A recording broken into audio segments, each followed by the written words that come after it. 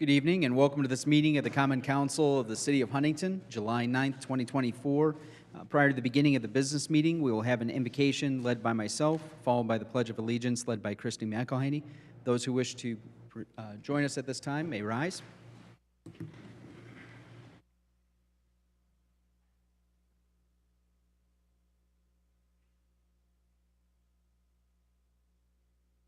Gracious and Heavenly Father, we give you thanks this evening, Lord. We thank you for the blessing it is to live in this community alongside of our neighbors. We ask that your Holy Spirit would guide and direct our actions and our words this evening, that you would grant us wisdom and graciousness towards one another as we seek to honor you in the way that we serve and love others. We give you thanks in Jesus' name. Amen. I pledge allegiance to the flag of the United States of America and to the republic for which it stands, one nation, under God, indivisible, with liberty and justice for all.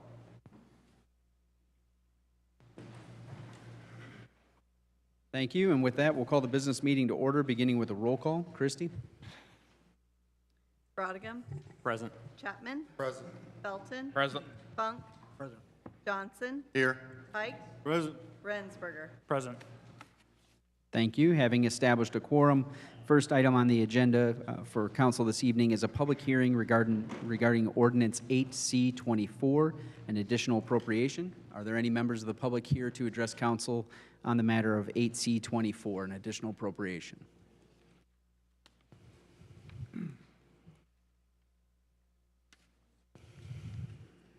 Not seeing or hearing any at this time, then we will close the public hearing and move along to consideration of the minutes of the previous meeting of June 25th, 2024.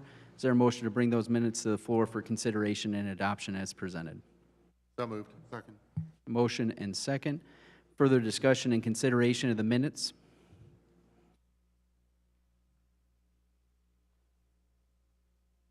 Not hearing any at this time, we'll call the question in favor of approval of the minutes from the previous meeting. Christy? Chapman? Yes. Felton? Yes. Funk? Yes. Johnson? Yes. Pike? Yes. Rensberger? Yes. Brodigan? Yes. Thank you. Moving along to reports from committees, boards, or commissions.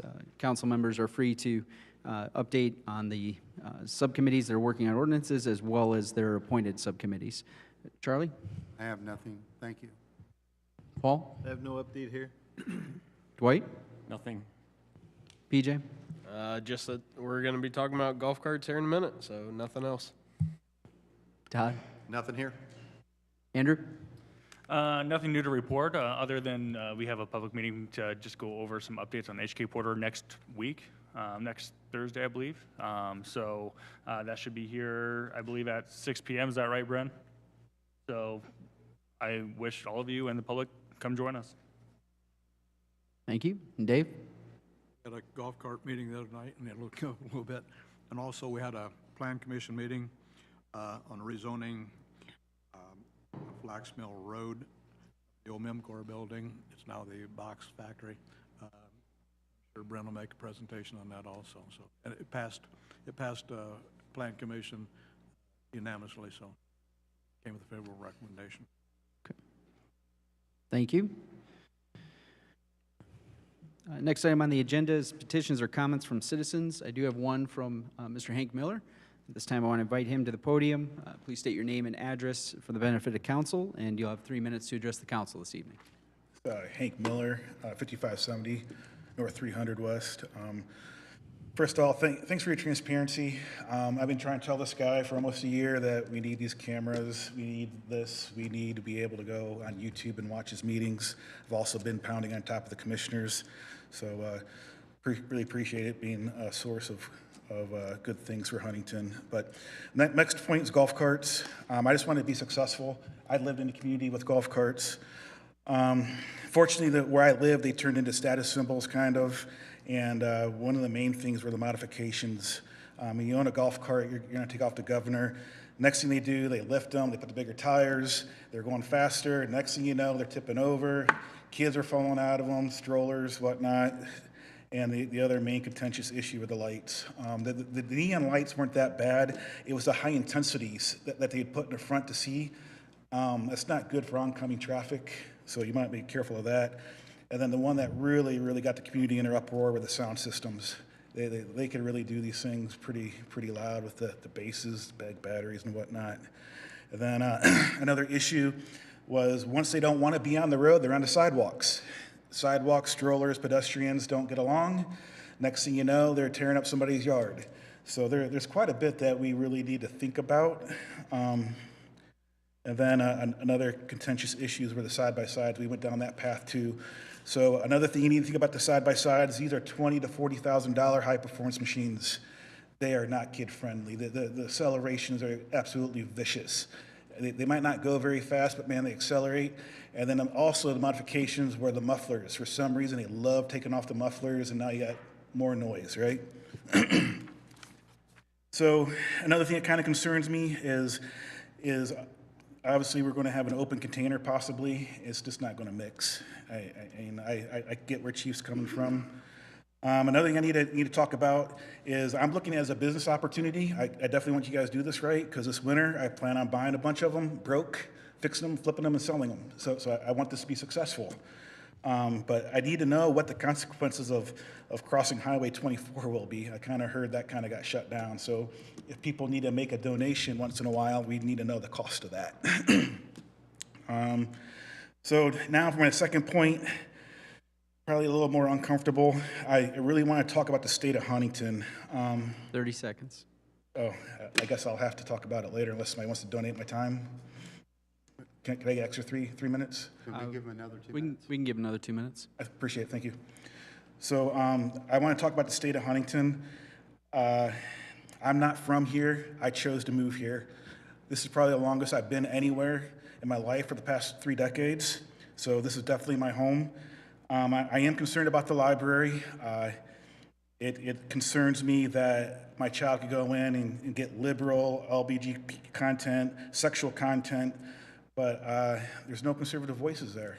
Like there's been some pretty wrong things in the media the past 6 years, and the conservative voices, the print, have had it right, but unfortunately, because they're not owned by the right people, the library won't let us in there. So I did try to get some liberal print, some conservative print in there. I was shut down. I don't think that's healthy for a community, just to get one side, especially with one person telling me no. And then another thing I like to talk about is our schools. The culture in our schools is not where it needs to be. I know everybody's busy, but I don't think there's any more important place to begin with repairing Huntington than with our schools. And I just want to let you know that kids cannot use the bathroom safely, period. They are taking breaks from the classroom to go use the bathroom because it's safer, because instead of having 5 kids in a stall, there's only 2 kids in a stall. It's disrupting classes. And another point I want to make is the classrooms are taken over. I know it's not this place's concern, but I've seen many of you, Mayor Strick, I've seen you at a couple school functions, and we've helped and worked with each other. But I know you're busy. I'm busy. I know you have kids. I have kids. Unfortunately, some of your peers, your friends, they need mentored. They need direction on, hey, we don't always have to spend money to get a school good. Let's concentrate on the culture. Let's concentrate on the classrooms. Let's not let kids take over our classrooms. Let's make our bathrooms safe. 2 simple points. I don't know what to do. I've jumped up and down over there. I've talked to the commissioners about it, and now I'm here. And the only thing I can say is we together as a community need to step up and help them. They need help. And that's all I have. Thank you. Thank you for your comments this evening, Mr. Miller.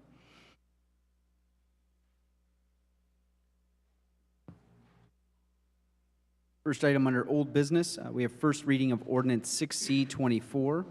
Christie? Ordinance 6C24. This ordinance, if adopted, would authorize the use of golf carts on city streets in accordance with a new chapter of the City Code of Ordinances, Chapter 75.5, Golf Carts. Is there a motion to bring ordinance 6C24 to the floor for discussion, consideration, and adoption? I'll move. I have a motion. Do I have a second? Second. Motion and second. council members. Last meeting, it was tabled and directed back to the subcommittee to make changes and revisions. Specifically, the operation of the UTVs was removed from the ordinance, as well as the ability to cross US 24 out of concerns with traffic up there. And so with that, that is the amended ordinance that's come back to you from the work of the committee. Open it up to discussion by council members. There is another thing that we added in there was that if this were to be approved, we would look at it 1 year later with the police department, see what kind of reports or see what kind of incidents happen between now and then. And it would be brought back to council a year from now. That way we can make another decision then and see if there needs to be changes, see if there needs to be something that we see, the police department sees, that needs adjusted. So that's another thing that's in there. Thank you, PJ. My apologies for forgetting that. Can you answer on the financial responsibility? It says liability insurance coverage on the golf cart. Is that insuring whoever they pull in front of also? Is that required in the ordinance? I don't do insurance, so I don't know if this is stated strict enough to make sure that you have coverage for whoever you pull in front of and hit. So you should have to cover the car that you hit also. Does that mean that or not? I think that's, Yeah, I think that's a generic of liability insurance. Anyone have a comment on that? Because I think liability is just, But the way it's stated here, it sounds like it's liability on I'm the sorry. golf cart, not on Pardon, if I could just the... Yeah, direct you. thanks. Section 75.502 definitions down on the bottom, financial responsibility, liability insurance coverage on a golf cart not less than required by Indiana law for motor vehicles. So it does cover... Well, does that answer your question? Does it cover the people you hit also if you're in a golf cart and you hit somebody? Or does it just cover your cart? That's what I'm asking. Because if it doesn't, it should be in there that if you are... I don't know that you can get liability insurance just for yourself and If you have not- collision, if you have collision, it covers the person you hit. It doesn't say collision, though. Right, that's what, I don't know insurance, that's just what I'm trying to figure out, because this ordinance should say that if all you have to cover is your cart, these golf carts are $5,000, $6,000, but the car you hit might be $10,000 in damage, and if you run in front of them and it's your fault and that isn't covered in here, then that's not right. Yeah, I'm just asking the question so I know the whole, you know what I'm saying? This should be stated that it covers the people that they hit also, if it's their fault. And that's what I think. Mike can correct me, but I think at that point it would move into a civil suit. I mean, if you hit me with your bike or your go-kart or with your fist and damage my vehicle, I in turn could sue you for damages to my vehicle. This just says liability coverage. I agree with you. I'm not sure if that's the liability for the passengers and the occupants, or if that covers everything. Clarify that. On Interesting insurance, question. you can get PL and PD, which is property liability and property damage, which that would be covered on this, I mean. But that's not on here in the ordinance. This ordinance the says property you don't damage have to have comes- that, right? The property damage comes with a property liability. It's a property liability and property damage insurance. You gotta have that to drive a car in the state of Indiana. You gotta have that to operate a vehicle. So this ordinance does cover that, Dave? Yeah, it would have to. How about, I would imagine that working with the chief and the city's insurance representatives, that I could come up with a language that would make it clear that it's for the cart as well as anything that the cart runs into. And if this goes forward, then we can get it, that financial responsibility section cleared up before the second reading. Okay, I just think it should be clear, so I- when we put the ordinance out, you know what I'm saying? No, yeah, I get it. But I don't want council to get bogged down in a Right. discussion on insurance Okay. when we don't have guidance. This may shed light on it. This is from the BMV website, insurance requirements under Indiana state law. Quote, "All motorists that operate a motor vehicle on Indiana roadways are required to maintain the state's minimum amount of liability insurance coverage for the vehicle they operate. The state of Indiana has a 25, 50, 25 minimum liability insurance requirement. This required minimum coverage includes $25,000 for bodily injury to or death of one individual, $50,000 for bodily injury to or the death of two or more individuals in any one accident, and $25,000 for damage to or the destruction of property in one accident." Okay. We've also taken the side-by-sides off of this ordinance. Okay. Side-by-sides are out. You cannot go across 24. We can't go that way. They can't come this way. We worked for another hour, hour or so the other night on this thing, you know, just trying to dot every I and cross every T. Captain Ellett was there, sat through the whole meeting. I think we got everything where he was livable with it. The mayor's livable with it. So I don't know what else. I have a question because I had the distinct sense at the end of our last meeting that we were talking primarily about, by starting small, to quote the chief, we were talking about subdivisions. And there's, I could list, I'm not going to list all of them, but there's plenty of streets in my district itself where the streets are too narrow and there's no shoulder, and I don't think golf carts are safe on those streets. Two cars meeting on a lot of those streets aren't safe, to be honest. And if you throw golf carts into the mix, it's just gonna make it worse. And especially since Memorial Park is also in my district, and there's already been somebody with a golf cart illegally entering the park on multiple occasions. I think this is just opening the door to a lot of dangerous situations. And then we have arterial streets. West Park Drive, until you get past Memorial Park, is a 30-mile-an-hour, so you could have golf carts tangling with concrete trucks, for example. That's just crazy, in my view. I think West Park Drive's a state highway, though, and Not anymore.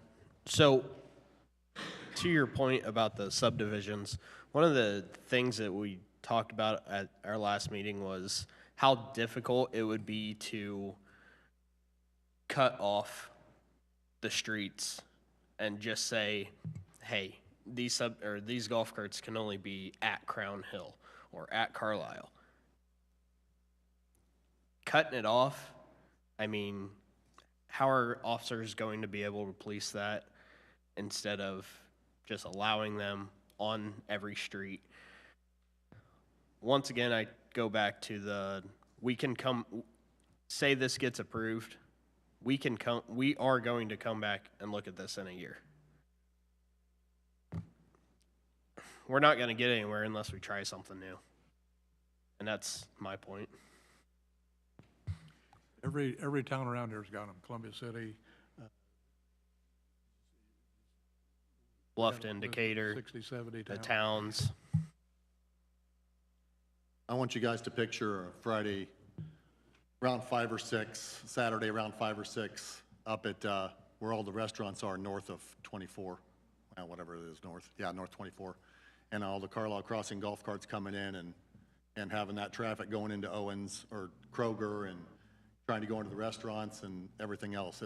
I just see a potential for problem. And my other thing here on the ordinance was, it's for a licensed driver 16 years of age or older.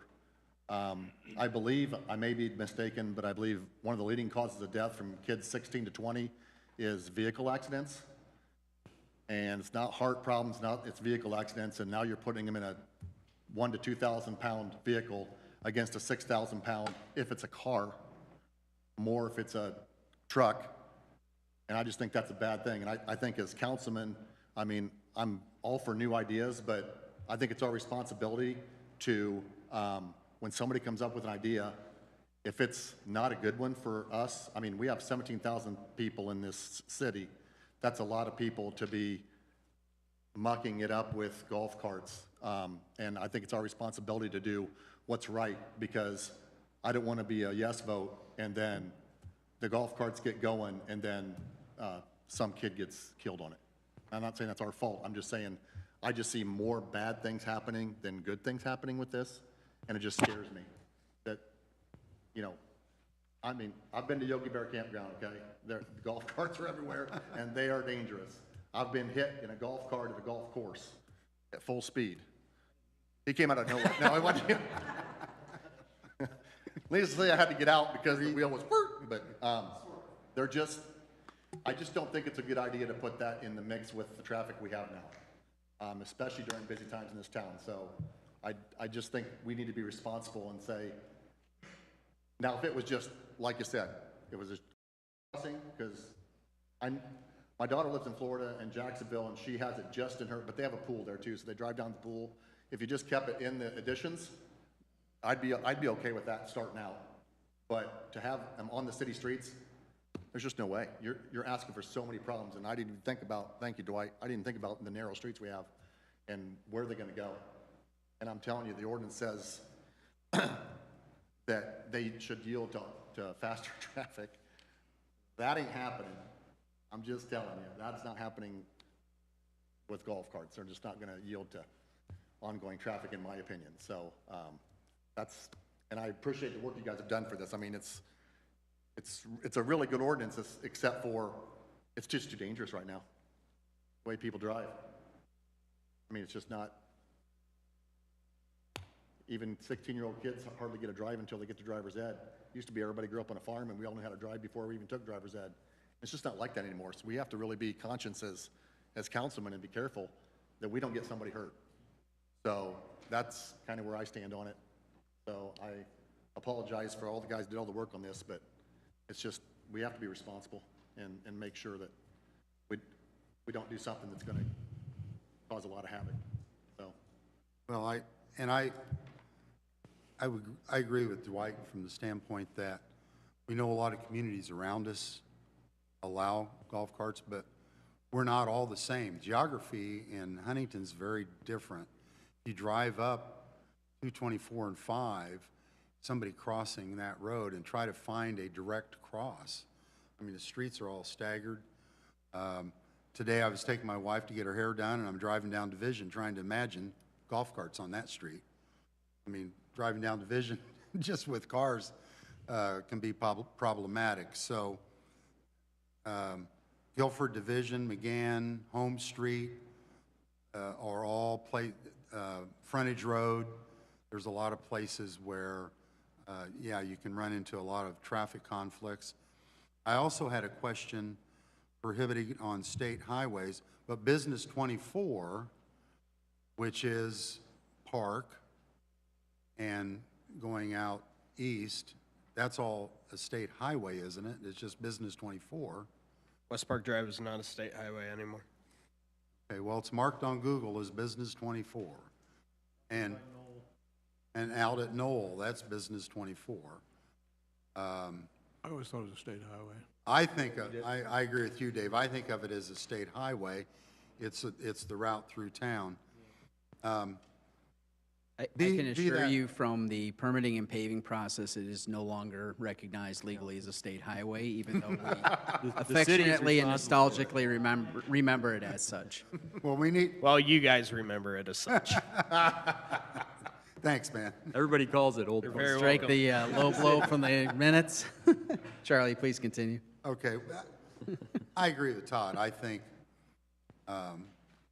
if we started with particular subdivisions, and with all due respect, PJ, I think it would be easier to control because you could put a sign there that says, no golf carts beyond this point.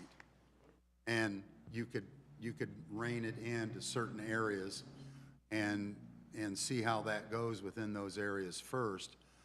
Because if we expand beyond 2, 3, 4 different areas like that, I think most of them out north, I don't know.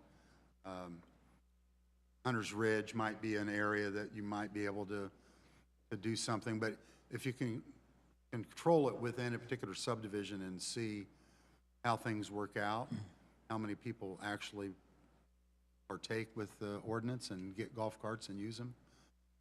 But I'm concerned with the enforcement piece. If we open it up to the city, it's going to be hard to say no to somebody driving all over town. It's just going to be difficult. And you got to try to educate them as to what the ordinance is, and that's going to be a moving target.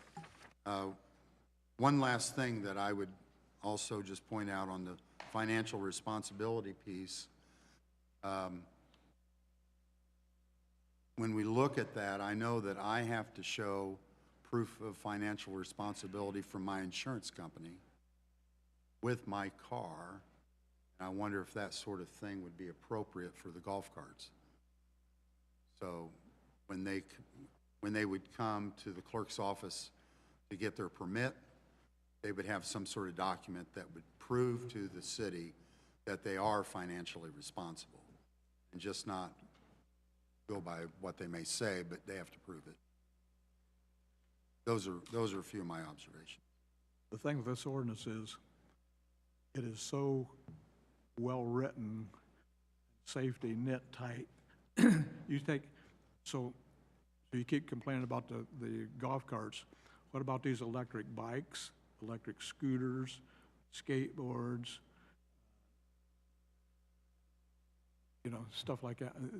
The other day I come out of my house, here come this guy on an electric bike going about 40 miles an hour with two little babies hooked on the back of that thing.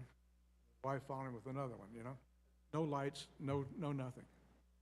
This stuff here, at least you're going to be able to see it. It's going to be safe versus, you know, all the skateboards, all that crap that these kids, you know, scooters. I mean, they're in the streets. They're riding in the streets, right? What about them? They can go across the bypass up there, whatever they want to do. I think the big difference is Indiana code already allows that, right? But What?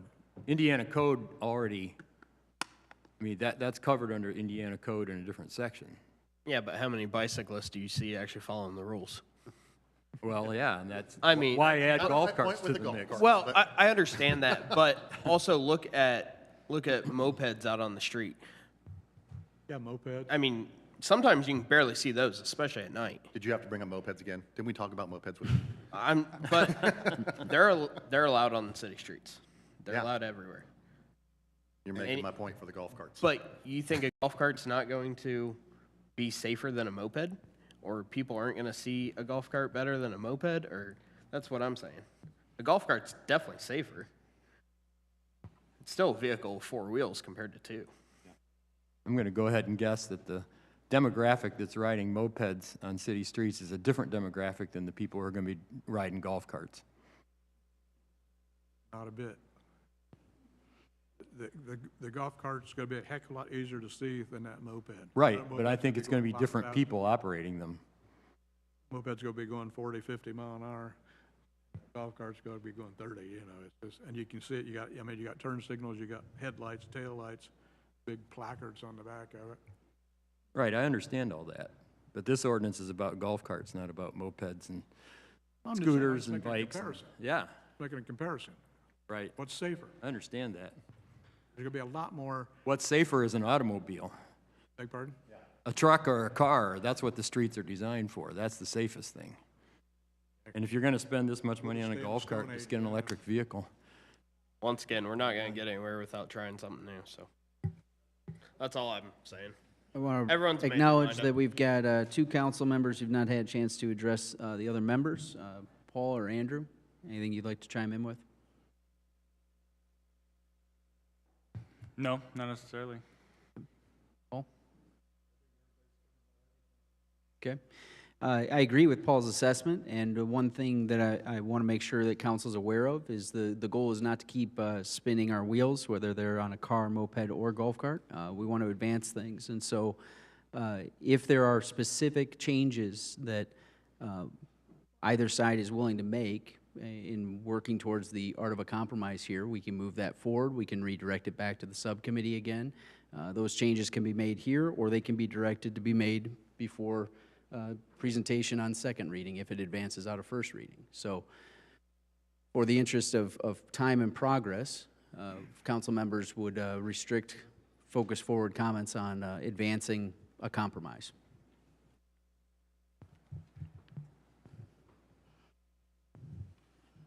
I think that the scope's too broad, and the way it's written right now, I can't go with it. But if somebody wanted to redo it, to move it in a different direction, smaller, into the HOAs, that type of thing, that we could test out, I'd be willing to think about that. Same. I'm done, aren't you, PJ? I mean, we beat this thing to death. It's just, and you make it into the little subdivisions and stuff. You got 9,000 people in the city limits that's gonna be upset. They, you know, why can he have one and I can't, you know? That's not fair to them. They're paying the same amount of taxes as the guy in the subdivision. I move we vote on it. Let's vote. Second. So we have a motion calling for the vote on the ordinance as presented. Is that correct? Or, Okay. And Well- did I have a second on that?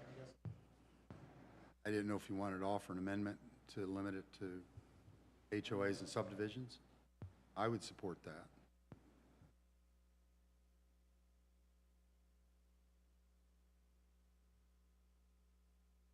Motion's been made. Yep, I think under Robert's rules, we have to deal with the motion calling for the vote first. So vote's been called for, and so with that, we'll go ahead and call the vote. Christie? Felton, Yes. Funk, Yes. Johnson, No. Pike, No. Rensberger, No. Rodegam, No. Chapman. No.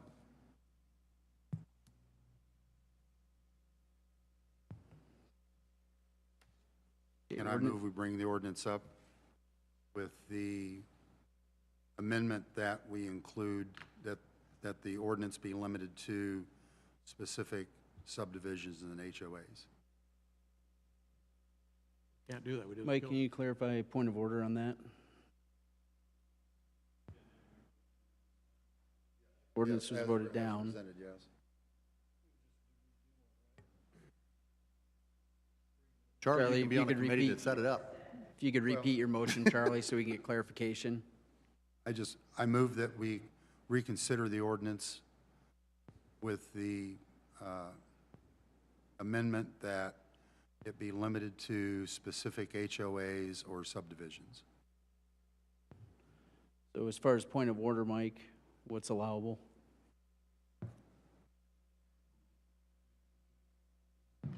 The ordinance as written failed.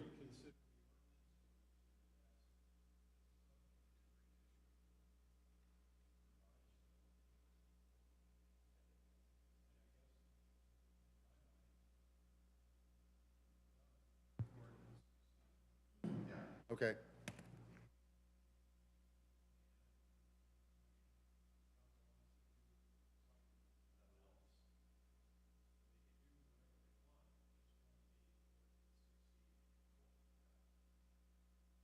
It would be 7C24, the appropriate naming with the changes Okay. to that. So,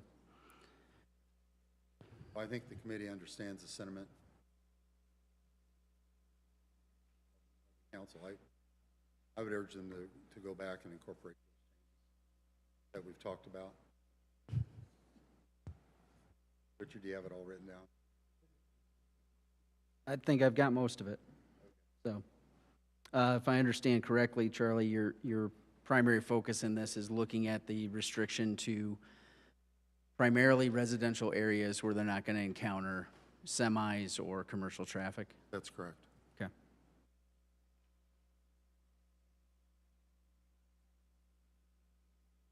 Okay. What was the final vote on that, Christie? Numbers? Okay, thank you. You get somebody else in that committee. Okay, moving along on the agenda, under new business, we have first and final reading of Resolution 11R 2324, funds transfer resolution from December 2023. Christie? Resolution 11R 2324, this resolution if adopted would allow transfers between funds in order to close no longer needed funds. This fund transfer is for levy excess, and I transferred the money that was in levy excess fund to the general fund at the end of the year, which closed out the levy excess fund. But I needed a resolution from council to approve that. That's why it's named 23, even though I'm doing it in 24. So I wanted to get this done before we get audited for that. After speaking to State Board at my conference, I just want to make sure I have all of my paperwork done. So that's what this is for. Okay. Do we have a motion for approval on first and final reading of Resolution 11R 2324 as presented? So move. Second. Motion and second. Further discussion and consideration by council members?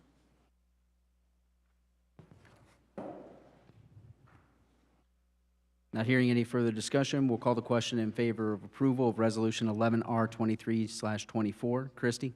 Funk? Sorry, Funk? Yeah. Johnson? Yes. Pike? Yes. Rensberger? Yes. Brottigam? Yes. Chapman? Yes. Felton? Yes. Thank you.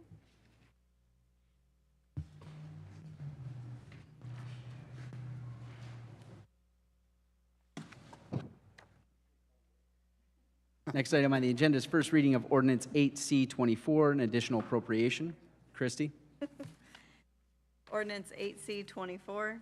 This ordinance, if adopted, would provide additional funding to the general fund under street sidewalks 440 and street equipment repair 362, MVH restricted paving 365, MVH fund street and alley paving 232, and motor equipment 441, and local road and street highway construction line item 434. The total additional is $2,035,000. Do we have a motion to open consideration on first reading of Ordinance 8C24? So moved. Second.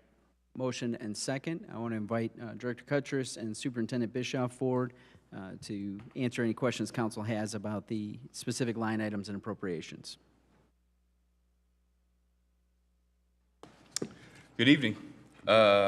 I'll just go ahead and run through my items, and then Tim's got some items in this additional appropriation as well. In the item under general fund street sidewalk, that would be going towards a majority of the money I'm asking for in this additional appropriation is going to the Cottage Park and Jessup Neighborhood Improvement Project.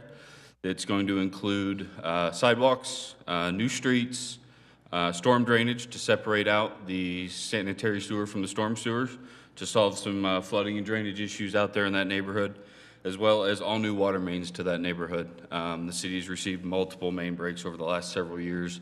That main needs upsized as well as buried deeper and upgraded to the new ductile iron water main to better serve that neighborhood. So the money out of street sidewalk in the general fund would go towards that. The MVH restricted funds would go towards that project as well. The MVH Street and Alley Fund, that's also where that's intended to go. The LRS highway construction money, that would actually go towards alley paving that we are doing to improve some alleys around town. One last item under the street and sidewalk, the general fund appropriation, a portion of that would actually go towards a design contract with USI to design traffic signal replacements for our 3 traffic signals that the city has. They have not received any upgrades since at least the 1980s, if I'm correct, Tim, other than some light bulbs. Yeah.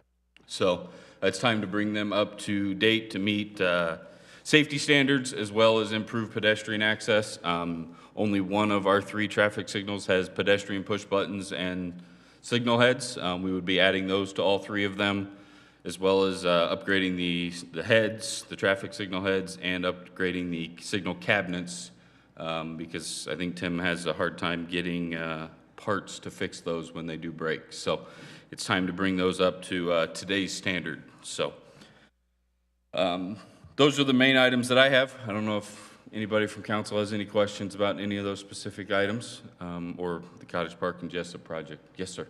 How do you pick which alleys are paved? Some of it is done by request. We do get some public input occasionally. The rest, we drive. We do it very similar to how we do streets. We drive the majority of our alleys every year between Tim and myself, and we find the worst ones, and we do those. We have found a process that works pretty well. We do it very similar to streets, except we actually mill and resurface a little bit thicker.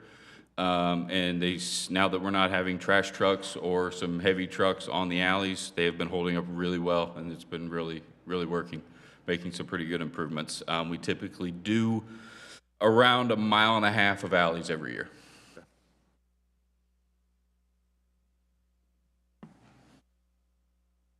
I'll let Tim talk about his items. I'll start off with, since Adam was on paving, a portion of the general fund additional would go to pave our back lot at City Services.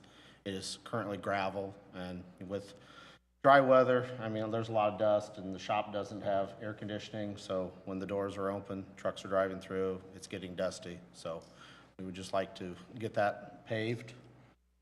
Under the MVH, there is an additional there to purchase a brine maker and a larger brine applicator. We started using brine back in, I believe, 2016. We have a smaller 850-gallon unit right now and have been purchasing brine from a third party. We have found that we can make it in-house for 1/3 of the cost. And then with this larger unit, we would be able to pre-treat a lot more streets in town.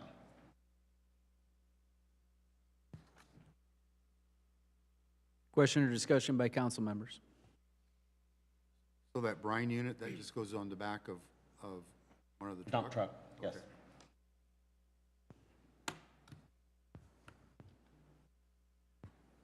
For the MVH restricted fund, I see that this request is going to take out just under half of that. So what does that account balance at on a year-to-year basis, since this is my first budget cycle? Which we get monthly. That is one account that receives money. It receives a disbursement monthly. Okay. This last month, we received 28,000. So we receive roughly $28,000 a month into that account. Okay. So it will continue to. So dropping it from 558,000 to 333,000 doesn't scare you too much, No, right? Because it's not going at to all. be short-lived. Yep, Okay. not at all. Okay. Also, MVH restricted is a restricted account that there's only a small allotment of items that we can use that money towards. And obviously, paving is one of the larger ones. Okay.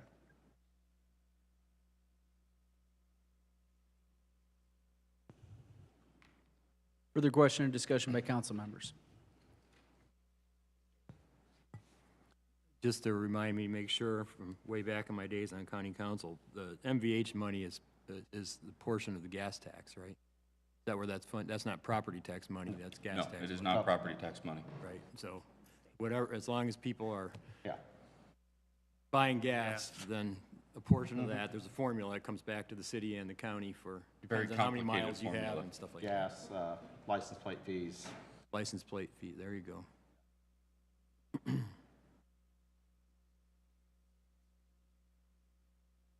Further discussion or questions by council?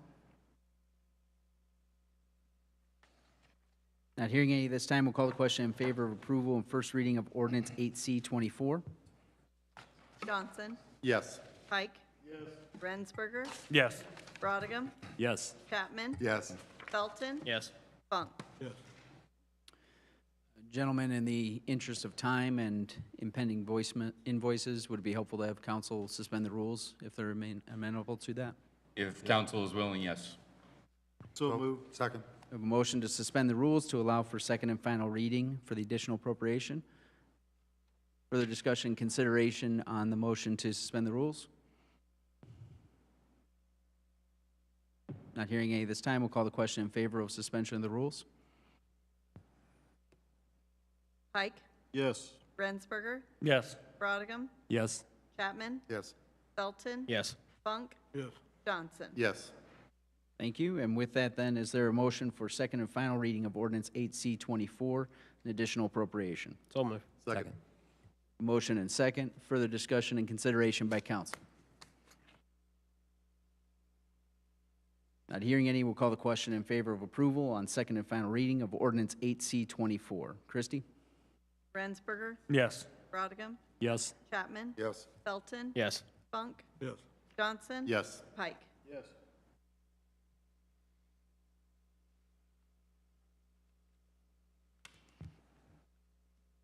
Thank you. Thank you. One other thing, I wanted to kind of make council aware. We are looking at purchasing 3 new dump truck chassis. Like the world has kind of changed now, these chassis will not be available for upwards of 2 years. So I have quotes currently. We're just looking, for your blessing to know going forward that in next year we'll be looking for funds. The current trucks that we just purchased in 2022 will be paid for then, so we'll probably be looking at some bond bank funds, but we need to get our name on the list now so that we can hopefully have trucks by second quarter of 2026. So is it kind of like the fire truck a few years ago where we get it now and then as soon as they build it, it's ours? Is that how Yeah. it works? Okay. Yeah, but We have to pay for it. no money now, just, We have to prove the money so that they can do Just it. get in line. yeah, Got just it. getting in line and then, Okay, thank you. in the future, the funds will be, needed to pay for it. So just wanted to, let everybody know that that is the plan, and with your blessing, I'd like to go forward. So with that then, can we get a motion to authorize submitting an order for these trucks? We'll bring that appropriation to council in due time. So move. Second. A motion and second. Further discussion and consideration of the request? These are things that you're working in your future forecast for budgeting. Yeah, we have these in the capital They're in plan. the capital plan for 2026. Okay, good, thank you. Yep, That's why we know we need to order them in 2020. yeah. So Have that to way we get have ahead of it the before game. plowing begins in 2026. What's the average usable lifespan of your trucks? We're trying to get towards 10 years. The first round of trucks we replaced, they're 3 years ago. They were 30 and 32 years old. With this round of trucks, we're looking at replacing a 25-year-old truck and another 30-year-old truck. So they've had a good life. What's the mileage on one of those? Not so much the mileage, it's just, the wear and the tear. I mean, it's like a fire truck. You run them hard in the winter especially. I mean, summertime, not so much, but yeah. Okay, so with that then, we'll call the question in favor of authorization to submit an order, followed by the appropriate financial information to council for additional consideration at that time. Christie? Brottigam, Yes. Chapman, Yes. Felton, Yes. Funk, Yes. Johnson. Yes. Pike. Yes. Rensberger. Yes. Thank you for the clear direction. Thank you. Last item under new business, we have first reading of ordinance 10C24, ordinance amending the official zoning map of the city of Huntington. Is there a motion to open for consideration? So move. Is there a second? Second. Motion and second. This motion, or this ordinance, if adopted, would amend the official zoning map of the city of Huntington by partially changing the zoning of specified parcel of real estate located north of Flax Mill Road, east and south of US 24, and west of Avon Place from I-1 industrial to B2 business. Director Kaplinger, Good news, I don't need any money. this time. I speak only for tonight. I come before you tonight with docket PC 24003, better known to you as ordinance 10C24, as Christie indicated and as included in your packet, it is an ordinance to partially rezone a portion of a property.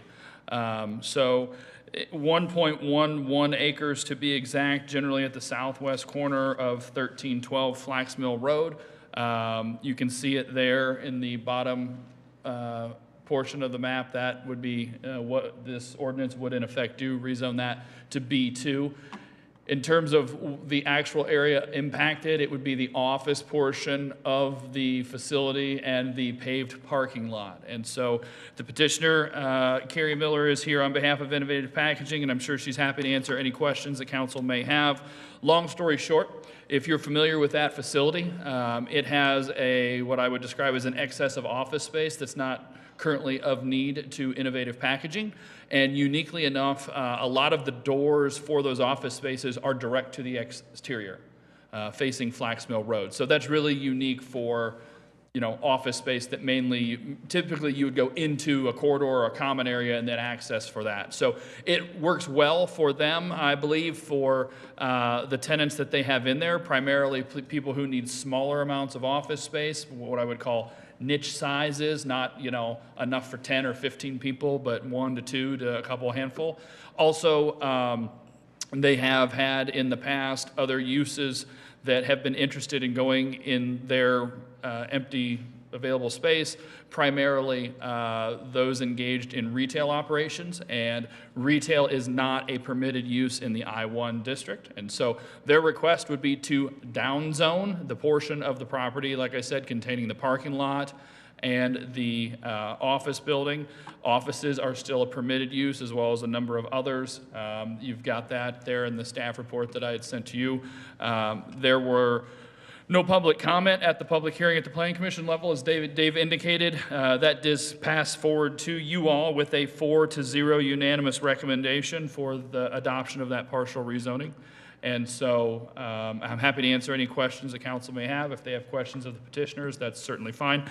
In terms of process, I'll go through it again. Council has 3 options under Indiana Code. It can approve the ordinance as amended, reject the ordinance, or send it back to Planning Commission with questions or comments. You can always hold your own additional public hearing. That's not something I would recommend, as we've already had noticed a public hearing, and no one other than the petitioners were present at that. So I don't particularly see that as a fruitful exercise.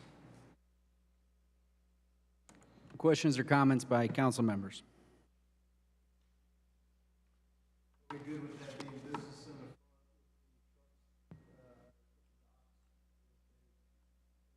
Yeah, so we had a number of questions similar to that came up at the Planning Commission level. The future land use map actually shows that entire parcel being more commercial and less industrial, and it's predominantly because it abuts residential to the east. Now, in this particular case, the factory was there first, the residential and the apartments to the east followed, and so those folks essentially knew what they were moving into that neighborhood. And so that is where it predominantly got Planning Commission support from the comprehensive plan because of that particular down zoning. One of the other questions we had at the Planning Commission level from one of the planning commissioners was, how does that affect parking? Well, parking is not by zoning district. Minimum parking standards are established by use, so the uses are not changing. The square footage of the factory is required to provide a certain amount of parking as that use, not necessarily that zoning district. The same is going to go with, if they have a retail establishment in one of the spare offices, or they have an office use in the others, all of those are going to compound out. That math's not going to change.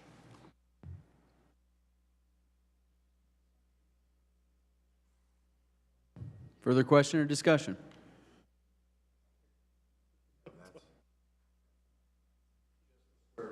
It looks that long on the map. I'm already informed it's just the square. Todd's learning. Did you make a motion for that? No, I was informed it's just the square, so it's not my actual. Make sure. All right, not hearing any additional questions or comments germane to the ordinance. We will call the question in favor of approval on first reading of 10C-24. Christie? Chapman? Yes. Belton? Yes. Funk? Yes. Johnson? Yes. Pike? Rensberger? Yes. Brodigan? Yes. Thank you. And would council entertain suspension of the rules so we can give good, clear direction to the property owners this evening and they can proceed with their plans? So moved. Second. Motion and second regarding suspension of the rules. Further discussion and consideration? Not hearing any, we'll call the question on the motion to suspend the rules. Christie? Felton, Yes. Funk. Johnson. Yes. Pike. Rensberger. Yes. Brottigam. Yes. Chapman. Yes. And with suspension of the rules, then, is there a motion to allow for second and final reading of ordinance 10C-24 this evening? So moved. Second. Motion and second. Further discussion and consideration?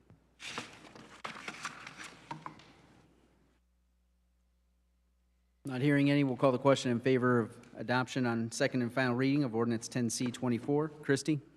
Funk. Yes. Johnson. Yes. Pike. Rensberger. Yes. Brottigam. Yes. Chapman. Yes. Felton. Yes. Thank you. Thank you.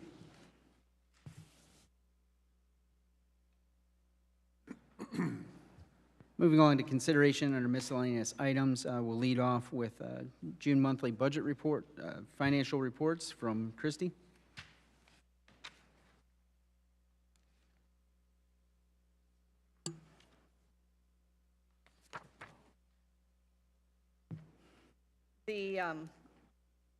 We did get settlement. The June general fund settlement was $3,823,000, which gives a balance at the end of the month at $9,417,000. Park fund, we received $475,000 in settlement, and that leaves $521,000 for, I'm rounding obviously, for the fund balance at the end of June. Airport fund received $182,000. They moved some money out to capital, so they have $32,000 in their fund balance. Landfill fund, $106,000 was settlement and leaves $160,000 in their fund balance. And MVH received $146,000. At settlement, their balance is $1,800,000, and MVH restricted is $558,000. I have CDIT numbers that we spent $107,900 for the month of June, and the balance in CDIT is $1,670,000. If you have any specific questions on funds, I gave you the fund report. You can let me know. I think that's all I have. Any questions for Christie regarding the financial statements? Again, reminder to council, just as we brought forward additional appropriation this evening for roadway and paving projects, we do have additional capital projects that will be brought forward at due time. Council members received in their packets a memorandum from Director Keplinger on behalf of the Plan Commission regarding attendance matter for one of the members that's appointed by council. We just need council's direction to either reaffirm the appointment of that member or to direct Director Keplinger to identify other individuals that might serve at council's appointment. I'm happy to go into detail. The only thing I'm going to do is repeat everything that essentially was in the memorandum. So if that's helpful to any of you, I'm happy to do that. Otherwise, as the mayor indicated, Rule 3.7 of the Plan Commission's Rules of Procedure establish minimum attendance requirements. And so if a member misses more than 3 consecutive meetings, they are treated as if they have resigned and referred back to the appointing authority. Then in that case, the appointing authority is City Council. They appoint 3 of the 7 members onto the Plan Commission. Your appointments are all elected, appointed, or employees of the city. And so that is a requirement. And so other than the member in question, Dave serves as a member, Adam Cuttress serves as a member, and then Mr. Spurgeon serves as a member. And so your options are as follows. You can reaffirm that appointment and so reset the clock in effect. You can treat that as a resignation as the rules have dictated as an option, and we can, what we typically do because it's such a specialized eligibility, is I get with Human Resources and we'll send out an email to all of the city employees and post it at all the departments and say, this is effectively what the job entails as being on the Planning Commission, and are there any interest? I believe probably 6 years ago when Mr. Spurgeon was appointed, there were 2 interested names at that. It's not usually a very sought-after position, but it's important for the business of the Plan Commission that we don't run into quorum issues. Have you talked to Ben about this?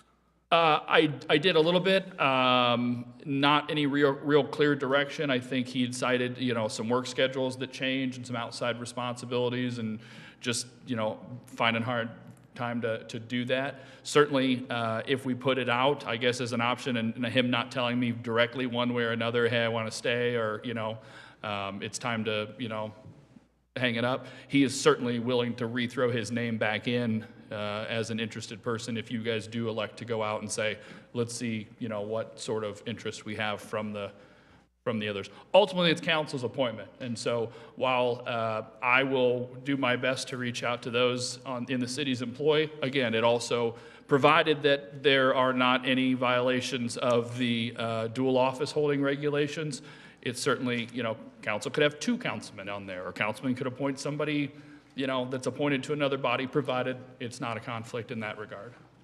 So you guys just tell me what your prerogative is. I'm happy to go with anything. I'm just following the rule here. Could you please remind us on when your meetings typically are? So the meetings are on call. I think it's the last Thursday of the month or the 4th Thursday of the month, however it falls. And so ironically, Plan Commission has been more busy this year than Board of Zoning Appeals, which is atypical. We've seen a number of rezonings, and so that's it. 6:30 at night. 6:30 at night. Sorry to That's all right. finish that out. I think we ought to put it back out, and if he wants to come back, then ask him if he can actually go to the meetings. So, just open it up to anybody else. If someone's having, 3 in a row, that's a lot. If you're that busy, so. Right, and we have put it only, out and he comes back in, it's the same. we've met 3 times this year. We only met 1 time last year. And so, again, the volume is dependent on what crosses the threshold down on the 2nd floor as far as petitioners. And so if that's something you want to proceed with, I'm happy to do that. Do you just want me to come back with names? Do you want me to come back with statements of interest as to why they want to serve? Do you want to designate a member to speak with them, like Dave, who's already on the Planning Commission, understands what it is? I just want to be as efficient in this as possible and give you what you want. Are you guys okay with accepting the resignation and opening up to other people then? Is everybody okay with that, or do you want to what do you want to do? That's what we should do, because I've been on there for 1.5 years and I've never seen the guy, I'd like to make a motion to open it up and accept the resignation. Second. Okay. That explains a lot. Further discussion and consideration of the motion to accept the resignation due to attendance. Not hearing any at this time, we'll call the question in favor of the motion. All those, I'm sorry, wrong meeting. Christie? Johnson. Yes. Pike. Yes. Rensberger. Yes. Rodegam. Yes. Chapman. Yes. Felton. Yes. Funk. Thank you. So just so I'm clear, what, you want me to come back with names, put it out? Yes. Okay. Thank you for doing that. See who's interested. Honestly, if no one is interested, I wouldn't mind filling that position. So, but let the You can be our plan B. That's fine. Let's Okay. post it and see what comes. I will come back at your next meeting, hopefully with names. Thank you. Perfect. Thanks. 2 additional items for council. One of the other subcommittees is, of course, working on the question regarding a DORA zone for the city of Huntington. So we have gotten feedback from the Alcohol and Tobacco Commission. Specifically, they want tighter dates. They do like the approach so far regarding that, and so we are working on what that language looks like, because some of the local festivities have rotating calendars, so we're trying to figure out how to work that in. And then the other item will be a change to the boundaries of it. The downtown church that's within the distance set by state statute has indicated that they will not be supportive of it, and so with a modification, it puts them further from it and complies with the state code. So when that is brought to council, it will be in compliance. We will have sign-off from ATC before it's brought to council. So the other item, you may have heard that prior to the community fireworks display on 4th of July, we had a waterworks display that morning. And just want to publicly commend the city staff and water distribution, the street and city services, the Huntington Police Department, the 4 department heads, Director Carroll and Cuttress, Superintendents Bischoff and Getz, as well as private contractor Tony Baumgartner and his staff that all responded to the scene. First city staff member on the scene was at 5 a.m., who then started calling in, and we had folks responding from vacation at the lake to come in and assist with this, and we're able to repair 6 major water main breaks that were caused by a semi taking out a hydrant in downtown Huntington. Roads were open again by 9 p.m., which is very impressive turnaround. So again, want to publicly commend the 20 to 25 city employees that came in on their holiday to make sure that downtown had working water supply again. So also want to publicly note the businesses such as Paisans, Antiqueology, and Wise Guys who made sure that city staff were fed and appropriately watered, whether it was H2O or root beer throughout the day. So appreciate the community support to that. Any other items for the good of the order? Not hearing any, is there a motion to adjourn? So moved. Is there a second? Motion and second. All those in favor indicate by saying aye. Aye. Thank you, everyone. Have a good night.